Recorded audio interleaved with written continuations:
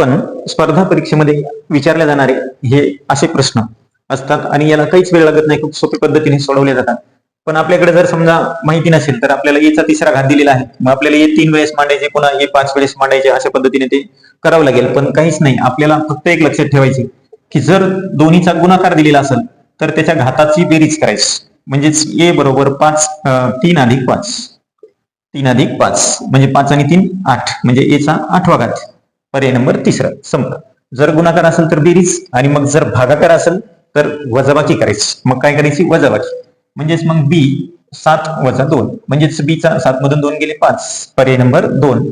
आता तुमच्यासाठी हा प्रश्न, ए चा 9 गुणिले ए चा 2 बरोबर किती, आणि एम चा 4 भागिले, हे भागाकाराचे, भागिले एम चा 2 बरोबर किती.